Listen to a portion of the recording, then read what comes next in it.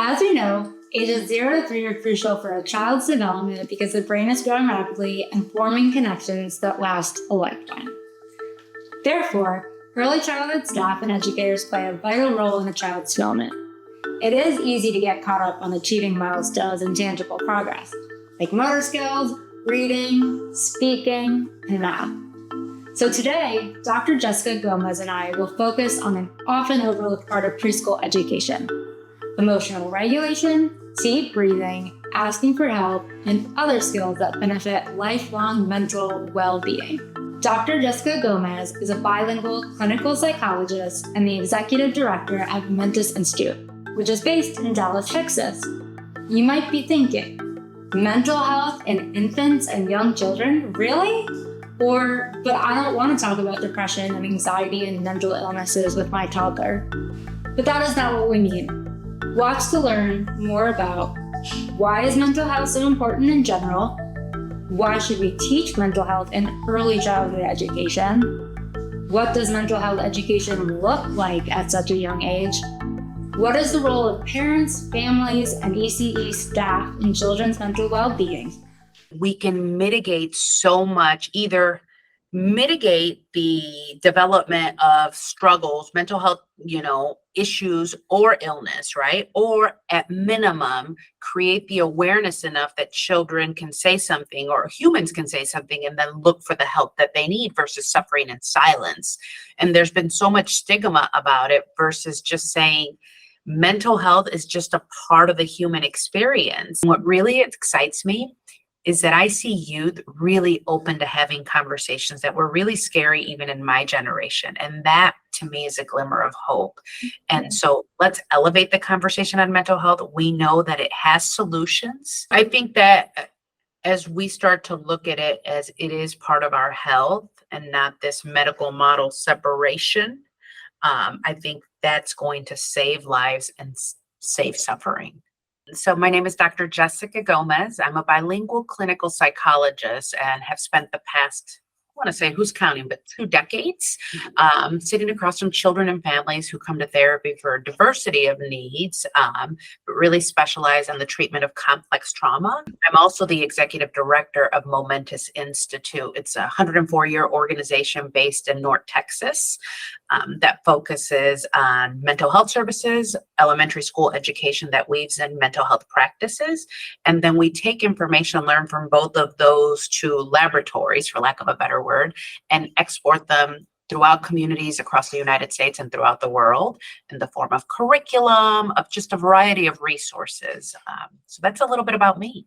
So I guess let's just kind of jump right into it. I know Momentous focuses on mental health in general, but would love to hear a little bit more about the importance of mental health and the work that Momentous is doing in mental health in early childhood education. So let's start with just generally mental health, right? And I'm going to be a little bit biased as a psychologist because mental health, I think we're at such an interesting point of the conversation on it. And I'll back into that because you asked me like 3 questions within one. Yeah. Mental health is critical to our health. It isn't, and traditionally it's been dichotomized between physical health and mental health. And the reality is you can't have one without the other. So mental health is your health. Now, going back to your question, the work of mental health and how it fits into early childhood education. At Momentous Institute, we've been working in the space of mental health for 104 years. Mm-hmm. And so the field of psychology and mental health was born about 120 years ago. And so really being at the forefront of that work. And so what we do is we have 3 pillars of services, like I said. We have our mental health services, and those exist to work alongside families who would not have access to psychological testing, counseling, therapy, traditional therapy, what you think about it. And so we focus on 0 to 15, really zeroing in on early, and then working with the family system. So that's our oldest program. Then about 30-something years ago, we looked at the other place that children were spending a lot of time in. Schools, right? Outside of their family, they spent a majority of their time in schools and looking at how children were being educated and very what I call left brain focused. Teach the math, teach the science, teach the reading. but that leaves out the whole human, right? And so we wondered what would happen if we set up a school that equally emphasized all the left brain, all the things you need to learn to be successful in life, but also all the lessons learned from mental health. And we have finite resources and finite staff. And so that's where we developed our third pillar of programming, which is focused on professional training and creating resources off of all of these evidence-based interventions, Adrienne. So, and anyone can take our Changemakers curriculum and say, I want to put this in my school or in my early childhood center or in my after-school program. I want to pause right here because something Dr. Gomez said really stands out to me. It is something so simple and so obvious, but for some reason, it isn't. At some point, society came to believe that physical health was a more important or more accurate measure of our overall health. Health has been dichotomized between physical health and mental health. But mental health is our health too. As a society, we need to start measuring health by mental and physical well-being. Okay, now back to Dr. Gomez and on to talking about mental health in the early years. When does Momentous Institute believe that it's time to start talking about mental health? As soon as possible, I would say. As soon as possible. I would say it's the first conversation you should have. So parents, when they ask me that, I said, I love that you're asking me. Let's start now. So because the mental health and the well-being of your child starts in utero, actually. And some scientists are going as far as saying, the environment that the parent grows up in, that will determine. So I think that's a good thing. And I want to balance that conversation because I don't want it to be fatalist either of, oh my gosh, if I didn't do this. So to answer your question very shortly, the conversation on mental health needs to be had as early as possible. We live in this body our entire lives, yet we're not receiving the education on breathing, our brain, emotions. Why not? What else does mental health at such a young age look like? Is it, how are you feeling today? I'm pointing at pictures. I'm very curious about what it looks like, what activities, and if you have milestones, just very interested in that. I love that question of practically what does this look like, right? And it starts with teaching. At Momentous School, we teach children as young as 3 years old when they come here about their brain. Now, this is neuroscientific information that I learned in graduate school. Yeah. This is what I think our team does so well. They take pretty complex information and make it digestible. So the way we teach it in pre-K 3 is going to look different than kindergarten and 5th grade because we're making it more complex. But let me give you an example of when our 3-year-olds come in. Yes, please. Talk to them about the hand model, which, Dr. Dan Siegel kind of, made very clear. And we love the lessons on it. 3 basic structures: your brain stem, the midbrain where your emotions are at, or the amygdala. And I call this the CEO of the brain, the prefrontal cortex. And so we talk to kiddos because they can do a hand model and say, this is your brain stem. It controls everything you don't have to think about, like breathing, blinking, right? Heart rate. And it's also the first thing to develop, right? And we teach parents this stuff too alongside. It's important that parents know. And we tell kiddos, this is the part that controls your emotions, the amygdala. And think about this. This is babies, right? Yeah. I'm hungry, I cry. Yeah. I'm uncomfortable, I cry, right? And the hope is that you start to get more sophisticated in those emotions. And then we tell them, when we have big emotions, it's hard to make decisions, right? Like for our 3-year-olds, when you get that puzzle in front of you that's really complicated, your emotions are probably flipping your lid. And we tell them, but if you breathe a little bit and just calm down, your lid will come back on. And it's not rare. We talk to them about sometimes when you're 3 years old, you need an adult to come over and help you, settle your glitter a little bit more. Yeah. That's a simplistic way. So you'll see our 3-year-olds in our school, once they've learned this model, very simplistic in a way that they can understand, right?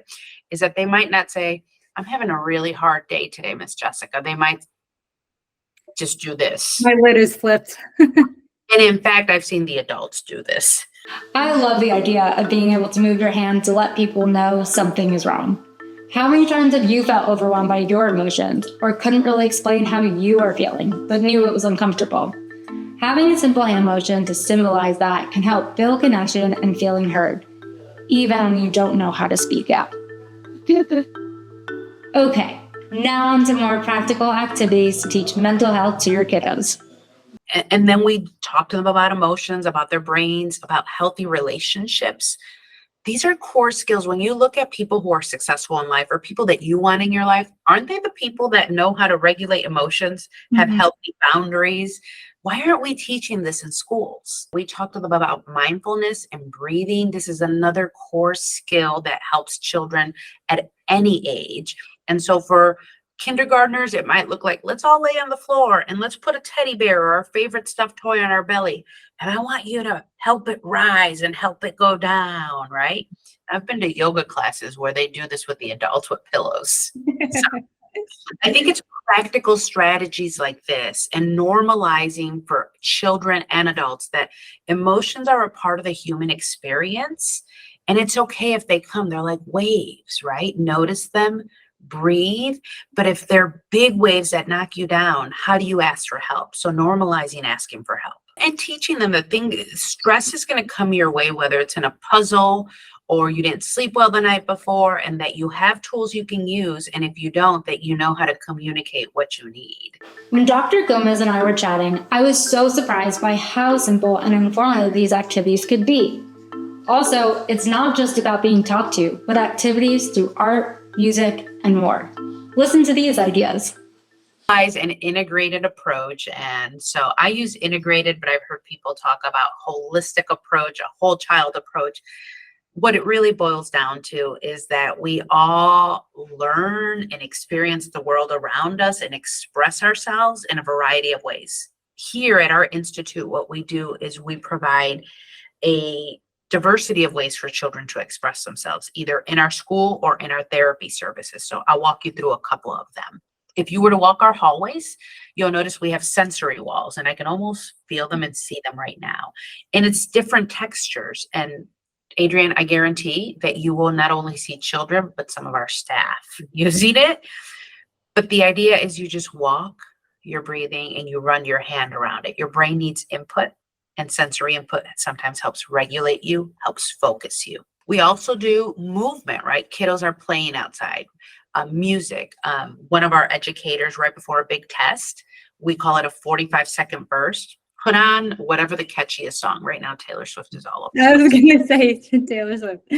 Whatever your body asks for. It might be just a rocking. It might be a full-on dance session. And notice how your brain feels different after 45 seconds of just moving. In recess, we take that when kids go to recess as an opportunity to teach them about nature and how connection to nature helps us be mentally well. And so we talk to them about engaging their 5 senses when they're overwhelmed. We also do art. And so we have a robust art program. And even in our therapy services, we utilize art as a tool because you might not be able to express verbally, but you might be able to in some other form. So I think we utilize a lot of tools and integrate them into our school, early education, and into our mental health services. And so if you're wondering, how does a school put this in place? We have our Change Makers curriculum, of course, that has it all boiled down. But we have a school mental health professional that walks the hallways, that lives and breathes the school. And so if an issue comes up, they're available to the teacher to, let's consult, let's talk about what's going on, give me some tools, or actually no, our friend needs a referral now to a therapist, and then we'll make that happen. You heard how to use an integrated and holistic approach, but don't forget about the systemic approach. What is the role of the parents in this? Like, do you teach the parents to continue this practices at home, or do you invite the parents in for some of the meditation or breathing? Yeah, I'm just curious how the parents fit into this. The role of parents is critical. You cannot separate the well-being of children from the role of parents or caregivers. Parents are the key to unlock sustainability.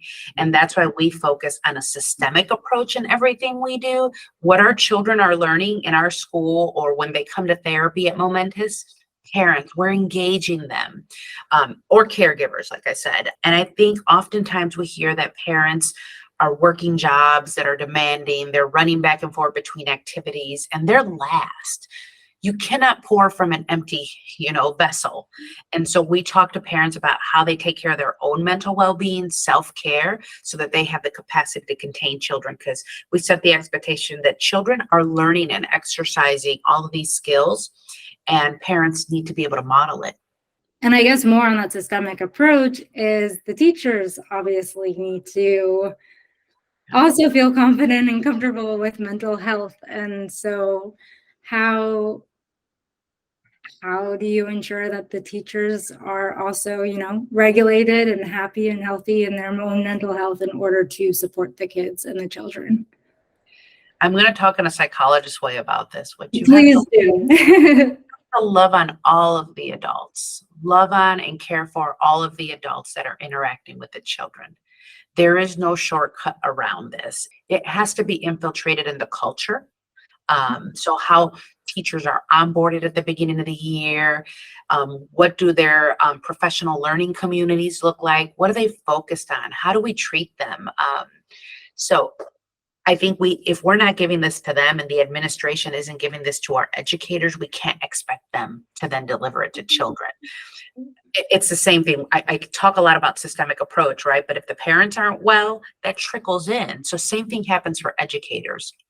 And so we try to make sure that our policies, our practices, and just the culture we cultivate is one that is mental health informed. I know that the curriculum is built for the children, but it really is benefiting the whole system, right?